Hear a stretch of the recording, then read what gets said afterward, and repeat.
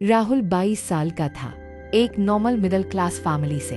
बचपन से उसने एक चीज हमेशा देखी थी, उसकी माँ हर सुबह मंदिर के सामने खड़ी होती थी, आंखें बंद, हाथ जुड़े हुए और चेहरे पर एक अजीब सा विश्वास। राहुल भी उनके साथ खड़ा होता था।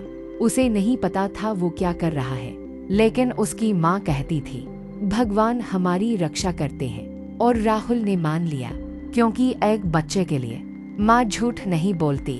साल बीतते गए, राहुल बड़ा हो गया, कॉलेज जाने लगा, लेकिन उसकी जिंदगी में एक दिन ऐसा आया जिसने सब कुछ बदल दिया। उसके पिता को अचानक हार्ट अटैक आया, घर में पैनिक फैल गया। हॉस्पिटल के बाहर राहुल की माँ रो रही थी। वो बार बार भगवान से प्रार्थना कर रही थी, भगवान इन्हें बचा लो, प्लीज बचा लो। राहुल पहली बार डर गया था। उसे लगा अब सिर्फ भगवान ही उसके पिता को बचा सकते हैं। उसने भी पहली बार सच में प्रार्थना की, पहली बार पूरे विश्वास के साथ। कुछ घंटों बाद डॉक्टर बाहर आए। उन्होंने कहा अब खतरा टल गया है। राहुल की माँ रोते रोते मुस्कुराने लगी। उन्होंने तुरंत कहा, भगवान ने सुन ली। राहुल ने भी वही सोचा, भगवान ने उसके पिता को बचा लिया। उस दिन से उसका बिलीफ और मजबूत हो गया। लेकिन कुछ महीनों बाद राहुल के कॉलेज में एक डिस्कशन हुआ। एक सिंपल सवाल पूछा गया, अगर भगवान सबको बचाते हैं तो हर दिन हजारों लोग क्यों मरते हैं? राहुल के पास जवाब नहीं था। उसने पहली बार इस सवाल के बारे में सोचा। उस रात राहुल अपने कमरे में अकेला बैठा था। उसने अपने आप से पूछा, क्या सच में भगवान ने मेरे पिता को बचाया, या उन्हें डॉक्टर ने बचाया? डॉक्टर ने सर्जरी की थी, डॉक्टर ने ट्रीटमेंट दिया था, डॉक्टर ने नॉलेज और साइंस का इस्तेमाल किया था, लेकिन क्रेडिट भगवान को दिया गया। क्यों? राहुल को अपने बचपन की एक बात याद आई। जब वो छोटा था, उसे भगवान के बारे में बताया गया था।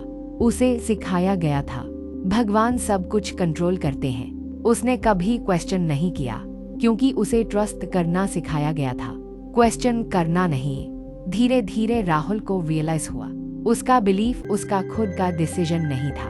यह बिलीफ उसे दिया गया था उसके पेरेंट्स से, उसकी सोसाइटी से, उसके एनवायरनमेंट से। अगर वो किसी और कंट्री में पैदा होता तो शायद वो किसी और भगवान पर विश्वास करता। अगर वो किसी एथियस्ट फैमिली में पैदा होता तो शायद वो कभी बिलीव ही नहीं करता।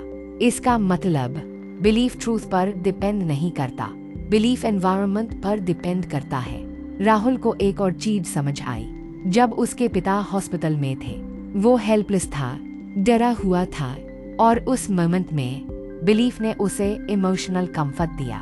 उसे लगा कोई पावरफुल फोर्स है जो सिचुएशन कंट्रोल कर रही है। लेकिन रियलिटी में सिचुएशन साइंस कंट्रोल कर रही थी, डॉक्टर कंट्रोल कर रहे थे, मेडिकल ट्रीटमेंट कंट्रोल कर रहा था। राहुल ने रियलाइज किया, बिलीफ रियलिटी नहीं बदलता, बिलीफ सिर्फ फीलिंग बदलता है। बिलीफ फियर को कम करता है, लेकिन बिलीफ ट्रूथ नहीं बनाता। ट्रूथ एविडेंस से आता है, नॉट बिलीफ। उस दिन राहुल मंदिर के सामने खड़ा था, लेकिन इस बार उसने हाथ नहीं जोड़े। उसने सिर्फ सोचा। उसने पहली बार ब्लाइंडली बिलीव नहीं किया, उसने क्वेश्चन किया, और क्वेश्चन ने उसे फ्रीडम दी। फियर से फ्रीडम, ब्लाइंड बिलीफ से फ्रीडम। राहुल अब किसी बिलीफ के अगेंस्ट नहीं था, लेकिन वो ट्रूथ के फेवर में था। अब वो ब्लाइंडली फॉलो नहीं करता था।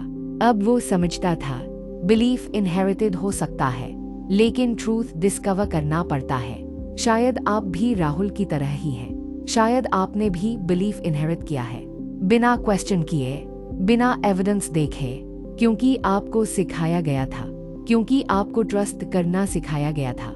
लेकिन याद रखिए, सवाल करना कमजोरी नहीं, ताकत है। सवाल करना रिबेलियन नहीं, अवेकनिंग है। सच जानना है तो सवाल करना शुरू करो। नो फेथ जोन को सब्सक्राइब करो, क्योंकि सच हमेशा विश्वास के पीछे नहीं, सवालों के पीछे मिलता है।